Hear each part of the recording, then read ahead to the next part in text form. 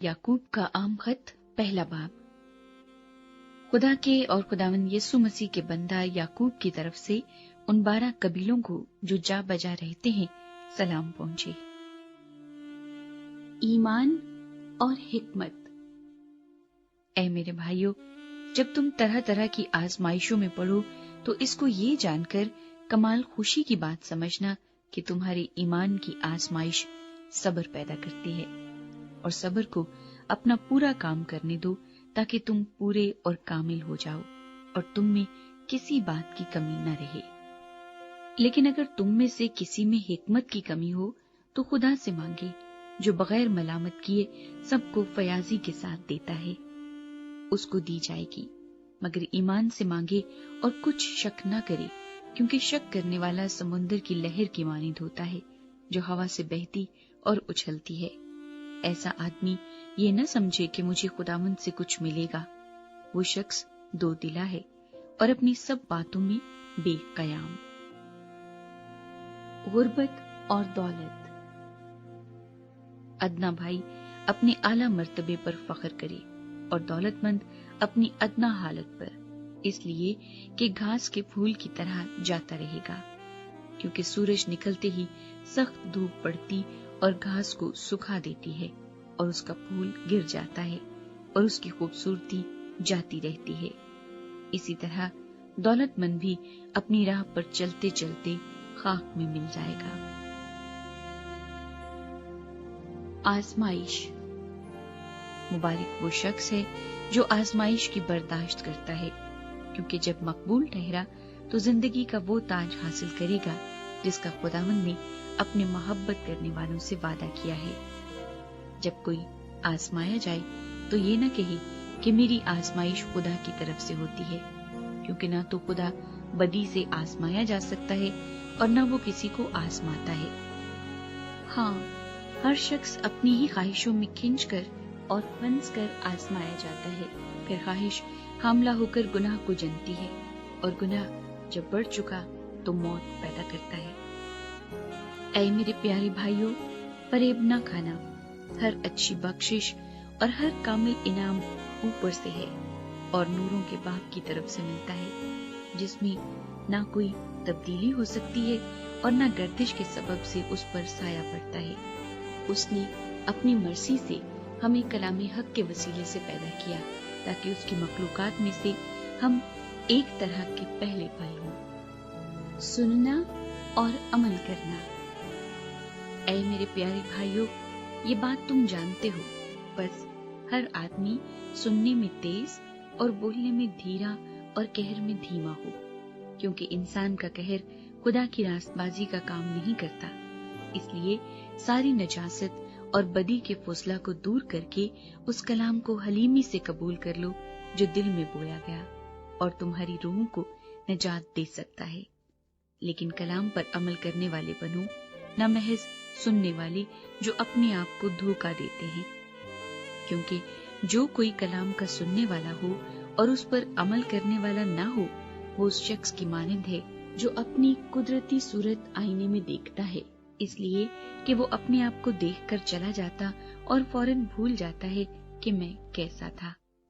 लेकिन जो शख्स आजादी की कामिल शरीयत पर गौर से नजर करता रहता है, वो अपने काम में इसलिए बरकत पाएगा कि सुनकर भूलता नहीं बल्कि अमल करता है। अगर कोई अपने आप को दीनदार समझे और अपनी जबान को लगाम न दे बल्कि अपने दिल को धोखा दे, तो उसकी दीनदारी बातिल है। हमारे खुदा और बाप के नजदीक खालिस और बेऐब दीनदारी ये है कि यतीमों और बेवाओं की मुसीबत के वक्त उनकी खबर लें और अपने आप को दुनिया से बेदाग रखें। दूसरा बाब। तासुब के बारे इंतबाह। आए मेरे भाइयों, हमारे खुदावंद जुल जलाल यीशु मसीह का ईमान तुम में तरफदारी के साथ ना हो, क्योंकि अगर एक शख्स तो सोने की अंगूठी और उम्दा पोशाक पहने हुए तुम्हारी जमात में आए और एक गरीब आदमी मैले कुचैले कपड़े पहने हुए आए और तुम उस उम्दा पोशाक वाले का लिहाज करके कहो कि तू यहां अच्छी जगह बैठ, और उस गरीब शख्स से कहो कि तू वहां खड़ा रहे, یا میرے पांव की चौकी के पास बैठ, तो क्या तुमने आपस में तरफदारी ना की और बदनीयत मुनसिफ न बने? ऐ मेरे प्यारे भाइयों सुनो, क्या खुदा ने इस जहान के गरीबों को ईमान में दौलतमंद और उस बादशाही के वारिस होने के लिए बरगुजीदा नहीं किया जिसका उसने अपने मोहब्बत करने वालों से वादा किया है? लेकिन तुमने गरीब आदमी की बेइज्जती की। क्या दौलतमंद तुम पर जुल्म नहीं करते और वही तुम्हें अदालतों में घसीट कर नहीं ले जाते? क्या वो उस बुजुर्ग नाम पर कुफर नहीं बकते जिससे तुम नामजद हो?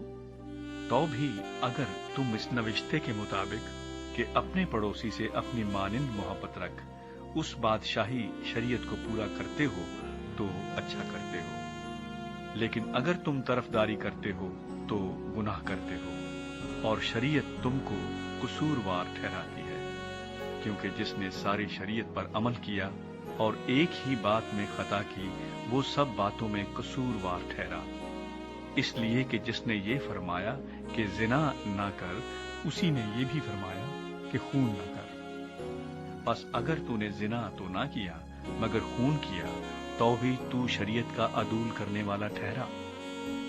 तुम उन लोगों की तरह कलाम भी करो और काम भी करो जिनका आजादी की शरीयत के मुवाफिक इंसाफ होगा, क्योंकि जिसने रहम नहीं किया उसका इंसाफ बगैर रहम के होगा। रहम इंसाफ पर गालिब आता है। अमल और ईमान।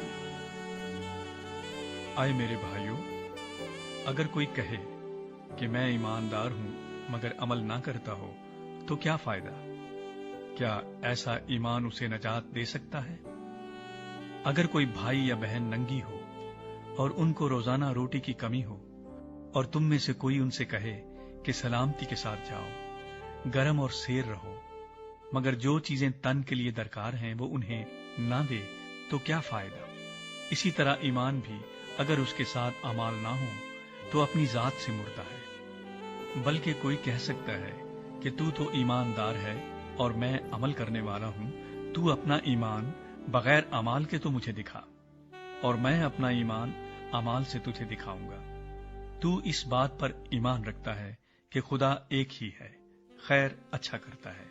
शयातीन भी ईमान रखते और थरथराते हैं। मगर ऐ निकम्मे आदमी, क्या तू ये भी नहीं जानता कि ईमान बगैर अमाल के बेकार है? जब हमारे बाप अब्राहम ने अपने बेटे इसहाक को कुर्बानगाह पर कुर्बान किया तो क्या वो अमाल से रास्तबाज न ठहरा? बस तूने देख लिया कि ईमान ने उसके अमाल के साथ मिलकर असर किया और अमाल से ईमान कामिल हुआ।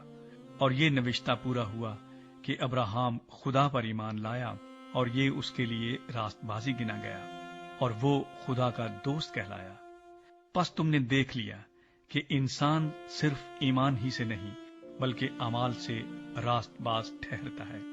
इसी तरह रहब फाहिशा भी जब उसने कासिदों को अपने घर में उतारा और दूसरी राह से रुखसत किया तो क्या अमाल से रास्तबाज न ठहरी? गर्ज जैसे बदन बगैर रूह के मुर्दा है, वैसे ही ईमान भी बगैर अमाल के मुर्दा है। तीसरा बाब, जबान। ऐ मेरे भाइयों, तुम में से बहुत से उस्ताद न बने, क्योंकि जानते हो कि हम जो उस्ताद हैं ज्यादा सजा पाएंगे, इसलिए कि हम सब के सब अक्सर खता करते हैं। कामिल शख्स वो है जो बातों में खता न करे, वो सारे बदन को भी काबू में रख सकता है। जब हम अपने काबू में करने के लिए घोड़ों के मुंह में लगाम दे देते हैं तो उनके सारे बदन को भी घुमा सकते हैं। देखो, जहाज भी अगरचे बड़े बड़े होते हैं और तेज हवाओं से चलाए जाते हैं तो भी एक निहायत छोटी सी पतवार के जरिए से माजी की मर्जी के मुआफिक घुमाए जाते हैं। इसी तरह जबान भी एक छोटा सा उज़्व है और बड़ी शेखी मारती है। देखो, थोड़ी सी आग से कितने बड़े जंगल में आग लग जाती है।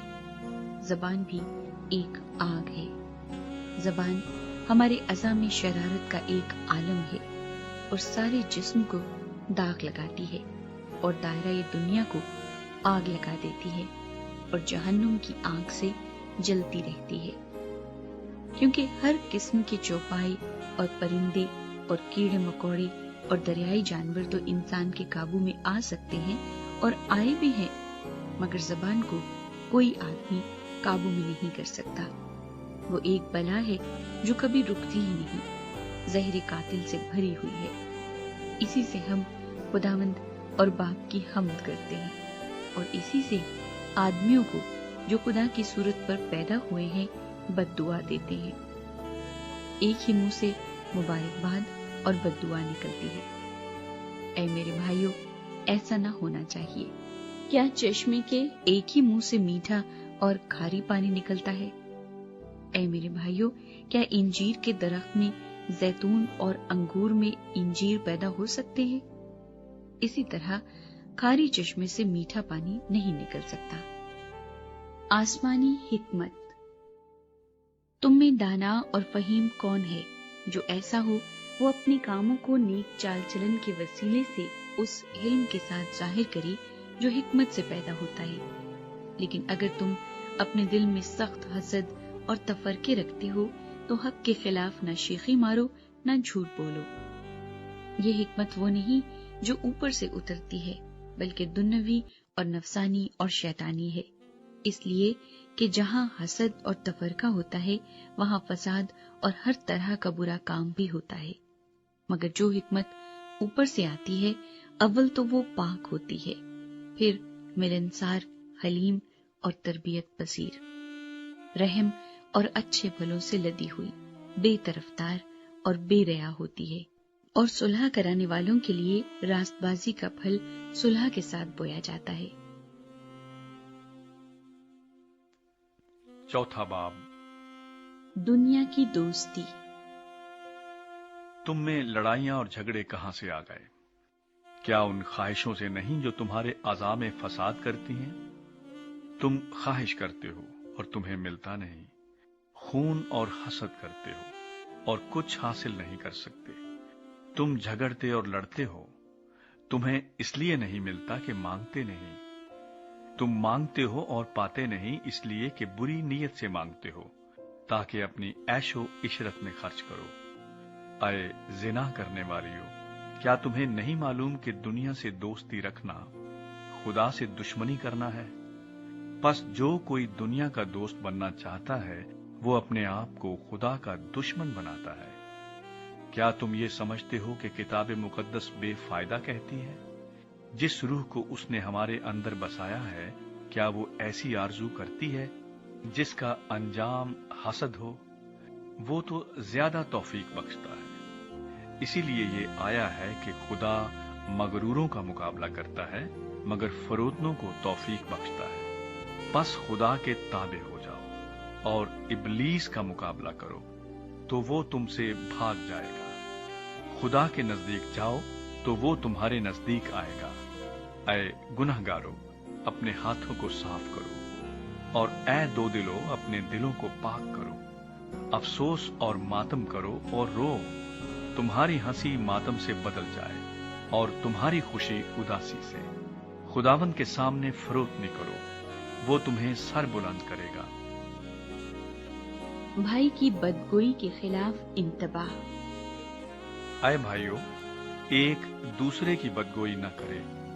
جو اپنے بھائی کی بدگوئی کرتا یا بھائی پر الزام لگاتا ہے وہ شریعت کی بدگوئی کرتا اور شریعت پر الزام لگاتا ہے، اور اگر تو شریعت پر الزام لگاتا ہے تو شریعت پر عمل کرنے والا نہیں بلکہ اس پر حاکم ٹھہرا۔ شریعت کا دینے والا اور حاکم تو ایک ہی ہے جو بچانے اور ہلاک کرنے پر قادر ہے۔ تو کون ہے جو اپنے پڑوسی پر الزام لگاتا ہے؟ شیخی باز کو انتباہ۔ تم جو یہ کہتے ہو کہ ہم آج یا کل فلاں شہر میں جا کر وہاں ایک برس ٹھہریں گے اور سوداگری کر کے نفع اٹھائیں گے، اور یہ جانتے نہیں کہ کل کیا ہوگا، ذرا سنو تو تمہاری زندگی چیز ہی کیا ہے؟ بخارات کا سا حال ہے، ابھی نظر آئے ابھی غائب ہو گئے۔ یوں کہنے کی جگہ تمہیں یہ کہنا چاہیے کہ اگر خداوند چاہے تو ہم زندہ بھی رہیں گے اور یہ یا وہ کام بھی کریں گے۔ مگر اب تم اپنی شیخی پر فخر کرتے ہو، ایسا سب فخر برا ہے۔ پس جو کوئی بھلائی کرنا جانتا ہے اور نہیں کرتا اس کے لیے یہ گناہ ہے۔